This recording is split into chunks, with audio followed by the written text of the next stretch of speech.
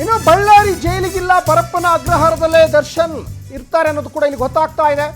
ಬಳ್ಳಾರಿ ಜೈಲಿಗೆ ಅವ್ರನ್ನ ಹಾಕ್ತಾರೆ, ಬಳ್ಳಾರಿ ಜೈಲಿಗೆ ಶಿಫ್ಟ್ ಮಾಡ್ತಾರೆ ಅನ್ನುವಂತಹ ಒಂದಿಷ್ಟು ಸುದ್ದಿಗಳು ಹರಿದಾಡ್ತಾ ಇತ್ತು ಕಳೆದ ಒಂದು ವಾರದಿಂದ. ಆದರೆ ಬಳ್ಳಾರಿ ಜೈಲಿಗೆ ಇಲ್ಲ, ಈಗ ಪರಪ್ಪನ ಅಗ್ರಹಾರದಲ್ಲೇ ದರ್ಶನನ್ನು ಇರಿಸಲಾಗುತ್ತೆ ಅನ್ನೋದು ಕೂಡ ಗೊತ್ತಾಗ್ತಾ ಇದೆ.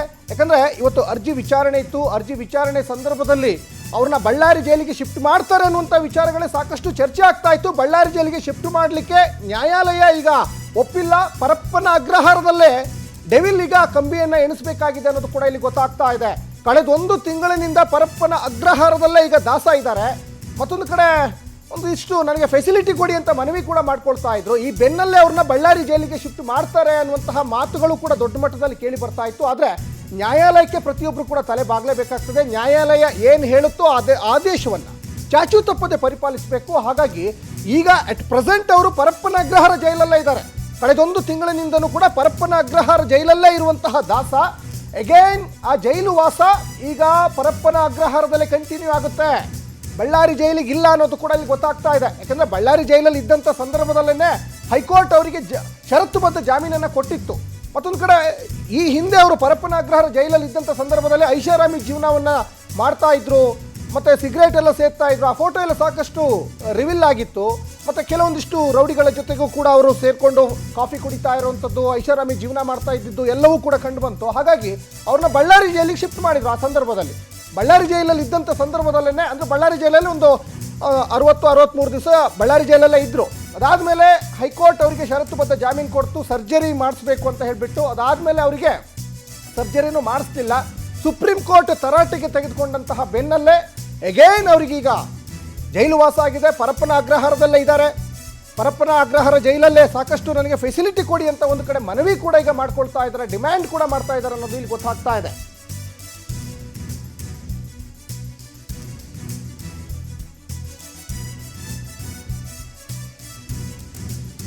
ಇನ್ನು ಪರಪ್ಪನ ಅಗ್ರಹಾರದಲ್ಲಿ ನನಗೆ ಓಡಾಡಲಿಕ್ಕೆ ಅವಕಾಶ ಮಾಡಿಕೊಡಿ, ಒಂದು ತಿಂಗಳಿನಿಂದ ಸೆಲ್ನಲ್ಲಿ ಒದ್ದಾಡ್ತಾ ಇದ್ದಾರೆ ಕಿಲ್ಲಿಂಗ್ ಸ್ಟಾರ್ ದರ್ಶನ್ ಅನ್ನೋದು ಕೂಡ ಗೊತ್ತಾಗ್ತಾ ಇದೆ. ಪರಪ್ಪನ ಅಗ್ರಹಾರದಲ್ಲೇ ಸವಲತ್ತು ನೀಡಲಿಕ್ಕೆ ಕೋರ್ಟ್ ಈಗ ಒಪ್ಪಿಗೆ ಕೊಟ್ಟಂತೆ ಕಾಣಿಸ್ತಾ ಇದೆ. ಹೆಚ್ಚುವರಿ ಹಾಸಿಗೆ ದಿಂಬು ನೀಡಲಿಕ್ಕೆ ಕೋರ್ಟ್ ಸಮ್ಮತಿಯನ್ನು ಕೊಟ್ಟಿದೆ. ಬಳ್ಳಾರಿ ಜೈಲಿಗೆ ಈಗ ಶಿಫ್ಟ್ ಆಗ್ತಾ ಇಲ್ಲ. ಪರಪ್ಪನ ಅಗ್ರಹಾರದಲ್ಲೇ ದರ್ಶನ್ಗೆ ಒಂದು ಲಿಮಿಟ್ ಅನ್ನೋದು ಇರುತ್ತೆ, ಆ ಜೈಲಿನ ಲಿಮಿಟ್ ಅನ್ನೋದು ಇರ್ತದೆ. ಹಾಗಾಗಿ ಆ ಲಿಮಿಟ್ ಒಳಗಡೆ ಒಂದಿಷ್ಟು ಫೆಸಿಲಿಟಿಗಳನ್ನು ಕೊಡಿ ಅಂತ ಈಗ ಕೋರ್ಟ್ ಸಕಾರಾತ್ಮಕವಾಗಿ ಆದೇಶವನ್ನು ಹೊರಡಿಸಿದೆ ಅನ್ನೋದು ಕೂಡ ಇಲ್ಲಿ ಗೊತ್ತಾಗ್ತಾ ಇದೆ. ಯಾಕಂದರೆ ಅವರು ಸಾಕಷ್ಟು ಮನವಿ ಮಾಡ್ಕೊಂಡಿದ್ರು, ನನಗೆ ಊಟ ಸೆಟ್ ಆಗ್ತಾ ಇಲ್ಲ, ಹಾಸಿಗೆ ಬೇಕು, ದಿಂಬು ಬೇಕು, ಸ್ಪೂನ್ ಬೇಕು, ಸಪ್ರೇಟ್ ಗ್ಲಾಸ್ ಬೇಕು, ತಟ್ಟೆ ಬೇಕು, ಈ ಥರ ಒಂದಿಷ್ಟು ಬೇಸಿಕ್ ನೀಡ್ ನನಗೆ ಬೇಕು. ಮತ್ತು ಸೂರ್ಯನ ಬೆಳಕು ನೋಡ್ದೇ ಸಾಕಷ್ಟು ಸಮಯ ಆಗಿದೆ, ಕೈಯೆಲ್ಲ ಫಂಗಸ್ ಬರ್ತಾ ಇದೆ ಸ್ವಾಮಿ, ಇದ್ರ ಬದಲು ನನಗೆ ವಿಷಯನೇ ಕೊಟ್ಬಿಡಿ, ಈ ರೀತಿಯಾಗಿ ಕಣ್ಣೀರನ್ನು ಇಟ್ಕೊಂಡ್ರು ದರ್ಶನ್ ಕಣ್ಣೀರಿನ ಮನವಿಗೆ ಈಗ ನ್ಯಾಯಾಲಯ ಪುರಸ್ಕರಿಸಿದೆ ಅನ್ನೋದು ಕೂಡ ಗೊತ್ತಾಗ್ತಾ ಇದೆ.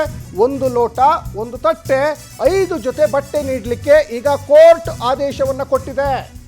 ಅದರ ಜೊತೆಗೆ ಮತ್ತೊಂದು ದರ್ಶನ್ಗೆ ಖುಷಿಯ ವಿಚಾರ ಅಂದರೆ ಬಳ್ಳಾರಿ ಜೈಲಿಗೆ ಶಿಫ್ಟ್ ಆಗ್ತಾ ಇಲ್ಲ. ಬಳ್ಳಾರಿ ಜೈಲಿಗೆ ಶಿಫ್ಟ್ ಆಗೋದಾದರೆ ಅವರ ಕುಟುಂಬಸ್ಥರು ಇವ್ರನ್ನ ಭೇಟಿ ಮಾಡಬೇಕಾದ್ರೆ ಭಾಳ ಕಷ್ಟ ಆಗ್ತಾ ಇತ್ತು. ಯಾಕಂದರೆ ಬಳ್ಳಾರಿ ಜೈಲಿಗೆ ಹೋಗಿ ಬರಬೇಕಂದ್ರೆ ಅವರಿಗೆ ಸಾಕಷ್ಟು ಜರ್ನಿ ಮಾಡಬೇಕಾಗಿತ್ತು. ಹಾಗಾಗಿ ಅವ್ರು ಇಲ್ಲೇ ಇರೋದ್ರಿಂದ ಅವ್ರ ಫ್ಯಾಮಿಲಿ ಮೆಂಬರ್ ಕೂಡ ಬರಲಿಕ್ಕೆ ಅನುಕೂಲ ಆಗ್ತದೆ. ಮತ್ತು ಕೆಲವೊಂದಿಷ್ಟು ವಿಸಿಟರ್ಸ್ಗಳು, ಅವರ ಕುಟುಂಬಸ್ಥರಿರ್ಬೋದು, ಅವರ ಸ್ನೇಹಿತರು ಸಹಜವಾಗಿ ದರ್ಶನ್ ಜೈಲಲ್ಲಿದ್ದಾರೆ ಅಂದರೆ ಅವ್ರು ನೋಡ್ಲಿಕ್ಕೆ ಬರ್ತಾ ಇರ್ತಾರೆ. ಹಾಗಾಗಿ ಅವರಿಗೂ ಕೂಡ ಅನುಕೂಲ ಆಯಿತು. ಮತ್ತು ದರ್ಶನ್ಗೂ ಕೂಡ ಬಳ್ಳಾರಿ ಜೈಲಿಗೆ ಹೋಗೋದು ಅವ್ರಿಗೆ ಇಷ್ಟನೂ ಇರಲಿಲ್ಲ. ಆ ಸಂದರ್ಭದಲ್ಲಿ ಅವರು ನನಗೆ ಸರ್ಜರಿ ಇದೆ ಅಂತ ಒತ್ತಾಯಪೂರ್ವಕವಾಗಿ ಅವರು ಹೊರಗಡೆ ಬಂದಂಗೆ ಕಾಣಿಸ್ತಾ ಇತ್ತು. ಕೋರ್ಟ್ ಅದಕ್ಕೂ ಕೂಡ ಸಮ್ಮತಿ ಕೊಟ್ಟು ಅವರಿಗೆ ಷರತ್ತುಬದ್ಧ ಜಾಮೀನನ್ನು ಕೊಟ್ಟಿತ್ತು. ಈಗ ಒಂದಿಷ್ಟು ಡಿಮ್ಯಾಂಡನ್ನು ಇಟ್ಟಿದ್ರು ಕೋರ್ಟ್ ಮುಂದೆ. ನ್ಯಾಯಾಲಯ ಅದಕ್ಕೆ ಪುರಸ್ಕಾರ ಕೊಟ್ಟಿದೆ, ಸಮ್ಮತಿ ಕೊಟ್ಟಿದೆ ಅನ್ನೋದು ಕೂಡ ಗೊತ್ತಾಗ್ತಾ ಇದೆ. ಪರಪ್ಪನ ಅಗ್ರಹಾರದಲ್ಲೇ ಸವಲತ್ತು ಕೊಡಲಿಕ್ಕೆ ಕೋರ್ಟ್ ಈಗ ಸಮ್ಮತಿ ಕೊಟ್ಟಿದೆ. ಅಂದರೆ ಐಷಾರಾಮಿ ಜೀವನ ಅಲ್ಲ, ಅಂದರೆ ಈಗ ಬಿರಿಯಾನಿ, ಕಬಾಬು ಮತ್ತು ಮೊಬೈಲ್ ಫೋನ್ ಬಳಕೆ ಅವೆಲ್ಲ ಅಲ್ಲ. ಅಂದರೆ ಬೇಸಿಕ್ ನೀಡ್, ಅಂದರೆ ಹಾಸಿಗೆ, ದಿಂಬು, ಗ್ಲಾಸು, ಆಮೇಲೆ ತಟ್ಟೆ, ಸ್ಪೂನು, ಇವೆಲ್ಲ ಒಂದಿಷ್ಟು ಬೇಸಿಕ್ ನೀಡ್ಸು ಈಗ ಕೋರ್ಟ್ ಈಗ ಸಮ್ಮತಿ ಕೊಟ್ಟಿದೆ ಅನ್ನೋದು ಕೂಡ ಗೊತ್ತಾಗ್ತಾ ಇದೆ. ಯಾಕಂದರೆ ಕಳೆದೊಂದು ತಿಂಗಳಿನಿಂದ ಪರಪ್ಪನ ಅಗ್ರಹಾರದಲ್ಲಿ ದಾಸ, ನಾನು ಸಾಕಷ್ಟು ನರಕ ಅನುಭವಿಸ್ತಾ ಇದ್ದೀನಿ, ನನಗೆ ಕೂತ್ಕೊಳ್ಳೋಕ್ಕೊಂದು ಚೇರು ಇಲ್ಲ, ಮಲಗೋಕ್ಕೊಂದು ಸರಿಯಾದಂತಹ ಹಾಸಿಗೆ ಇಲ್ಲ, ದಿಂಬಿಲ್ಲ, ಕುಡಿಯೋಕ್ಕೊಂದು ಗ್ಲಾಸ್, ಒಂದು ಒಳ್ಳೆ ಗ್ಲಾಸ್ ಇಲ್ಲ, ಈ ಥರ ಎಲ್ಲ ಒಂದಿಷ್ಟು ಕೋರ್ಟ್ ಮುಂದೆ ಮನವಿಯನ್ನು ಮಾಡಿಕೊಂಡಿದ್ರು. ಈಗ ಅದನ್ನು ಅರ್ಥ ಮಾಡಿಕೊಂಡು ದರ್ಶನ್ ಮನವಿಗೆ ಕರಗಿರುವಂತಹ ನ್ಯಾಯಾಧೀಶರು ಇವರಿಗೆ ಒಂದು ಬೇಸಿಕ್ ಫೆಸಿಲಿಟಿ ಕೊಡಲಿಕ್ಕೆ ಈಗ ನ್ಯಾಯಾಲಯ ಆದೇಶವನ್ನು ಹೊರಡಿಸಿರೋದ್ರಿಂದ ಎಲ್ಲೋ ಕೊಂಚ ಮಟ್ಟಿಗೆ ದರ್ಶನ್ಗೆ ಸ್ವಲ್ಪ ಈಗ ಖುಷಿ ತಂದೊಡ್ಡುವಂತಹ ಒಂದು ಸಂಗತಿ. ಯಾಕಂದರೆ ಒಂದು ಕಡೆ ಬಳ್ಳಾರಿ ಜೈಲಿಗೂ ಶಿಫ್ಟ್ ಆಗ್ತಾ ಇಲ್ಲ, ಮತ್ತೊಂದು ಕಡೆ ಈ ಪರಪ್ಪನ ಅಗ್ರಹಾರದಲ್ಲೇ ಅವರಿಗೆ ಒಂದಿಷ್ಟು ಬೇಸಿಕ್ ಫೆಸಿಲಿಟಿಯನ್ನು ಕೂಡ ಕೊಡಲಿಕ್ಕೆ ಈಗ ನ್ಯಾಯಾಲಯ ಸಮ್ಮತಿಯನ್ನು ಕೊಟ್ಟಿದೆ ಅನ್ನೋದು ಕೂಡ ಇಲ್ಲಿ ಗೊತ್ತಾಗ್ತಾ ಇದೆ. ಯಾಕಂದರೆ ಈಗ ಒಂದು ತಿಂಗಳಾಯಿತು, ಬರೋಬ್ಬರಿ ಒಂದು ತಿಂಗಳಿಂದನೂ ಕೂಡ ಈಗ ಪರಪ್ಪನ ಅಗ್ರಹಾರ ಜೈಲಲ್ಲೇ ಈಗ ದಾಸ ಸೆರೆಮನೆ ವಾಸವನ್ನು ಮಾಡ್ತಾ ಇದ್ದಾರೆ.